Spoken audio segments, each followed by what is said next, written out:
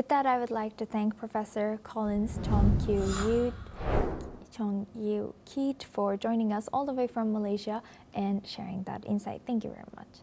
Now we move on to India. Several foreign embassies in India have expressed their condolences over the deadly blast near Delhi's Red Fort that has killed at least 8 people and injured several others. Missions from around the world have also issued statements condemning the attack and expressing solidarity with the victims and their families. Many embassies, including those of the United States, United Kingdom, and France, have also released security advisories for their citizens in India, urging them to remain vigilant and avoid the vicinity of the blast site, as well as other crowded tourist areas in Delhi.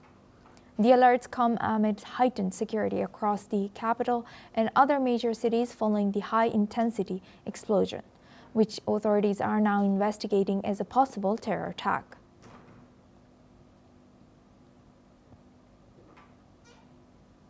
Now we move on to our next news. U.S. President Donald Trump has announced that U.S. and India are moving closer to finalizing a new trade agreement. Speaking at the White House during the swearing-in of Sergio Gore as U.S. ambassador to India, Trump has said that the U.S. plans to bring down tariffs on Indian imports at some point. He has also cited India's previous oil trade with Russia as the reason for the current high tariffs, but claimed that India has substantially reduced such imports. The U.S. has imposed a 50% tariff on most Indian imports in 2025. This includes a 10% baseline duty, a 25% reciprocal tariffs, and an additional 25% levy introduced in August, largely in response to India's Russian oil imports. Trump has emphasized that both sides are working towards a fair deal, adding that India is a strong negotiating partner and the agreement will benefit everyone. He also noted that ongoing talks aim to balance trade and strengthening bilateral ties. The proposed deal, first discussed in February this year, seeks to boost trade volumes from $191 billion to $500 billion by 2030. Multiple negotiation rounds have already taken place, with officials from both countries expressing optimism about a first phase agreement by the end of 2025. Now for this discussion, we welcome Jayjit Bhattacharya. He's an economist and finance expert, joins us live from New Delhi. Thank you very much for joining us again. Good to see you. Mr. Jayjit Bhattacharya, how might this reduction on U.S. tariffs towards Indian imports influence trade balances, domestic industries, and inflationary pressures on both economies?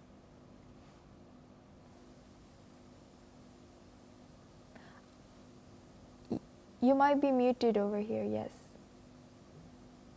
My apologies. Yes. So the challenges in the U.S. economy are far more significant than in the Indian economy.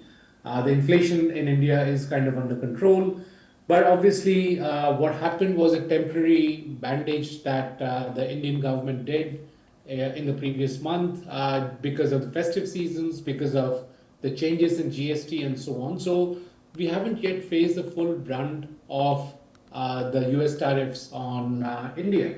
But on the other hand, because of the series of tariffs that US has put in, it has continued to face manufacturing contraction. Its demand has gone down. There is record number of layoffs, job losses happen. Some of it because of tariffs, some of it because of AI, some of it because of other reasons.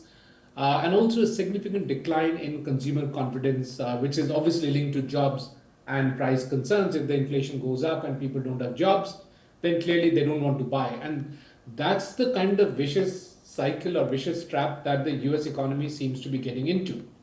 Also, there is an impending question of whether the AI bubble is going to burst anytime soon, which is going to have a very significant spiraling effect on the US economy.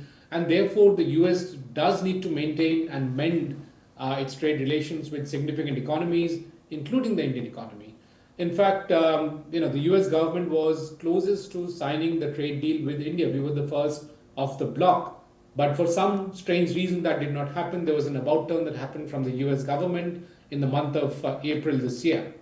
So I believe now perhaps some of the outstanding issues have been papered over. We haven't heard much in terms of the details from either of the governments. They're pretty tight-lipped on this matter. But it seems to be something innovative that's cooking, because there are certain red lines that India has to maintain, which is around dairy, around agriculture, and those are the same segments that the US current regime wants to address from their perspective. They want their farmers' produce to be exported to India. They want their dairy produce to be exported to India, because that's their voting base. And therefore, there was a bit of a standstill, and the trade deal went into a freeze. Hopefully, there will be something innovative created so that both parties have their standpoints clear. Touching the agriculture and dairy is a political landmine even in India, so we cannot compromise on that. More importantly, if you compromise those two segments for one single FTA, then that will get replicated in all the future FTAs, and that will put 40% of our population, which is dependent on agriculture, at risk, which is something that we cannot afford to do. So it will be very interesting to see how the solution is crafted. But all the signals are that India and US are very close to having the deal made in the next 6 to 7 weeks. Right. And how does geopolitical considerations such as India's past oil trade sorry, with Russia affect sorry, the economic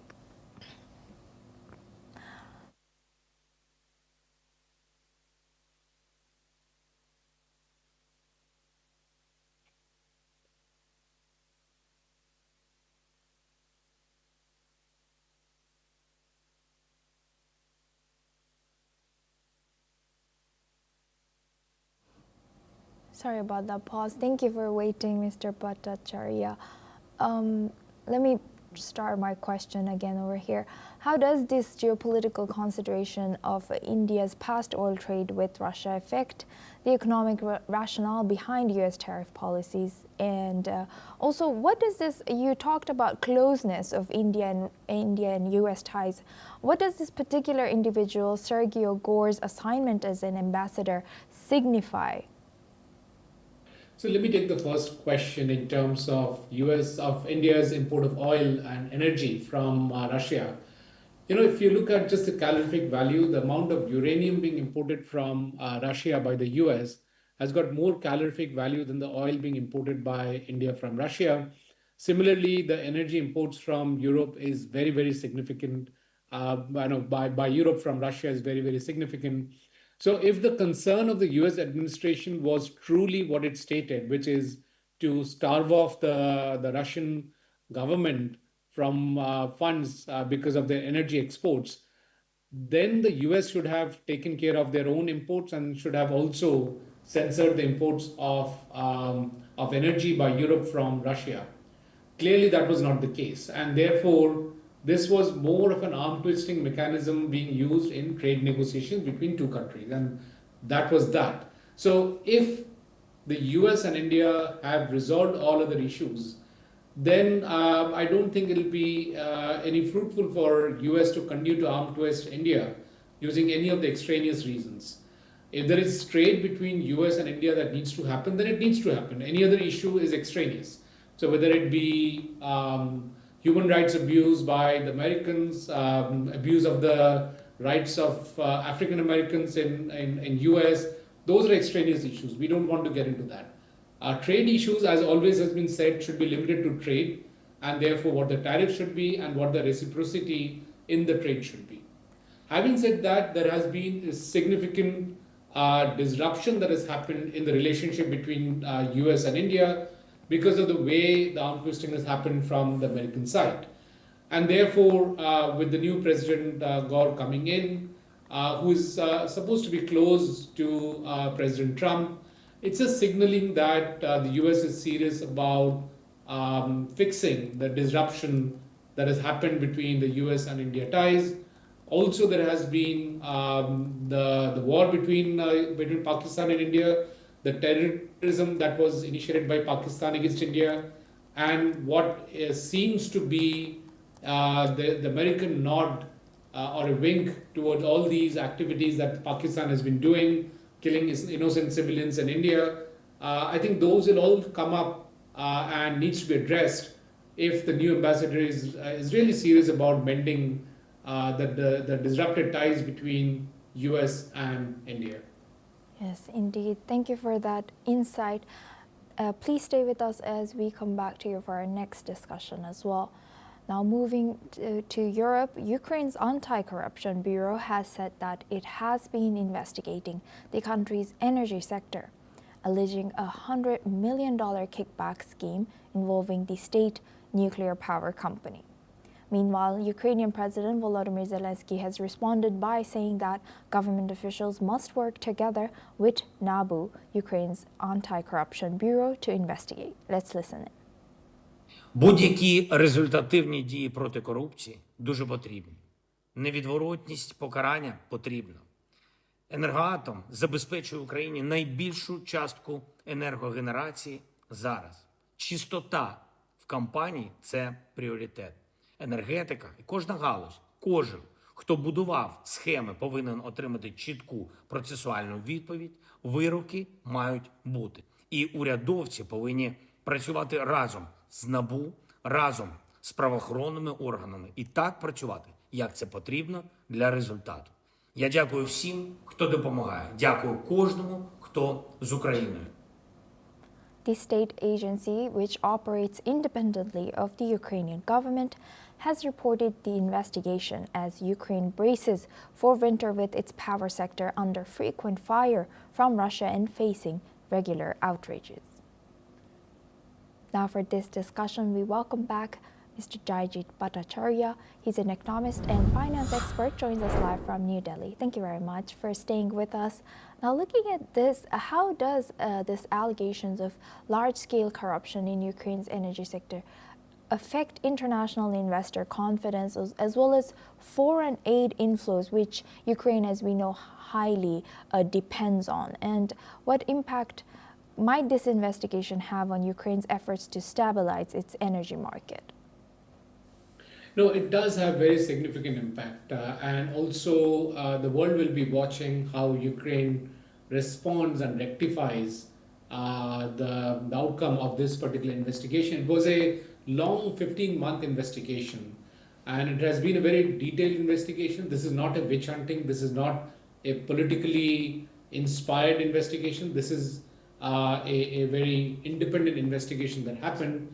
In addition to the investments that you're referring to, there is also a challenge in terms of the paths to becoming part of EU, because visible enforcement is a core EU accession benchmark, and it's also key to sustaining the Western financial support.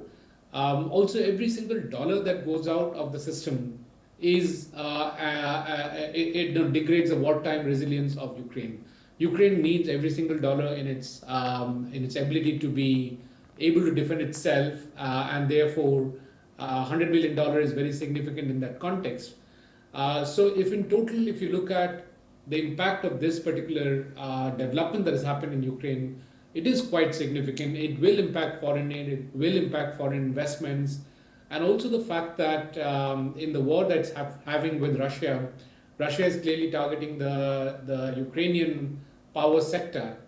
And therefore, if internally the power sector itself is compromised because of corruption, that's a double whammy for Ukraine, and also dissuades, therefore, the investors from coming into Ukraine. So it's pretty bad news for Ukraine in that sense. Yes, indeed. With that, I would like to thank Mr. Jayjit Bhattacharya for joining us and sharing that